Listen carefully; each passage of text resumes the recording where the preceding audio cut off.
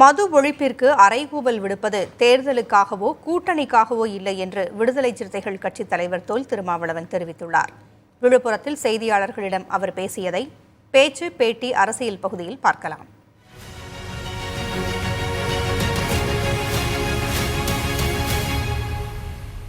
Hindi திணிப்பை NEET எதிர்ப்பை எதிர்ப்பதிலே தமிழ்நாடு முதன்மையாக இருக்கிறது என்று சொல்லுகிறோம். இப்படி எல்லாவற்றிலும் பிற மாநிலங்களுக்கு முன்னோடியாக வழிகாட்டியாக இருக்கக்கூடிய மாநிலம் மதுவிலக்கை நடைமுறைப்படுத்துவதிலும் பிற மாநிலங்களுக்கு முன்னோடியாக ஏன் இருக்கக்கூடாது என்ற கேள்வியை விடுதலை சிறுத்தைகள் கட்சி எழுப்புகிறது.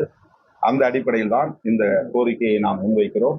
இந்த மாநாட்டை நடத்துவதற்கும் 2026 நடைபெறவிருக்கிற சட்டமன்ற தேர்தலுக்கும் முடிச்சு போட தேவையில்லை.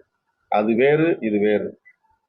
இதில் எல்லோரும் சேர்ந்து குரல் கொடுக்க வேண்டும் என்று நாங்கள் அறைகூவல் விடுப்பது ஒரு தூய நோக்கத்திற்காகத்தான். இதில் எந்த விதமான உள்நோக்கமும் கிடையாது. எல்லோரும் எல்லாவற்றையும் அரசியலோடு இணைத்து பார்ப்பது, தேர்தலோடு இணைத்து பார்ப்பது, கூட்டணி கணக்குகளோடு இணைத்து பார்ப்பது என்று இதை அணுகுகிறார்கள். விடுதலை சிறுத்தைகள் தேர்தலை தேர்தல் நேரத்தில் மட்டும்தான் பார்க்கும்.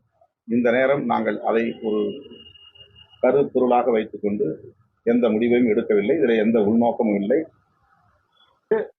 ஒரு கூட்டணியில இருந்தா இன்னொரு கூட்டணி எடுக்கிற நல்ல பிரச்சனையில பேசக்கூடாது, கை கோக்க கூடாதுங்கிறதெல்லாம் தவறான ஒரு அணுகுமுறை.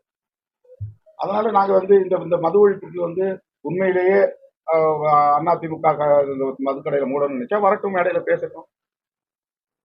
அதுல எங்களுக்கு ஒன்றும் ஆட்சேபனை கிடையாது. பாமகவும் பாஜகவும் நாங்க வேண்டாம்னு சொல்றது காரணம் அடிப்படையிலே அவங்க ரொம்ப ஃபண்டமெண்டலிஸ்ட். அவங்களுக்கு எந்த சூழலிலும் சாதியமும் மதத்தையும் விட முடியாது. அவங்க எல்லாத்திலையும் சாதிய மதத்தையும் அரசியல் ஆதாயத்துக்கு பயன்படுத்தக்கூடியவர்கள் அப்பப்போ ப்ரூவ் பண்ணிட்டாங்க.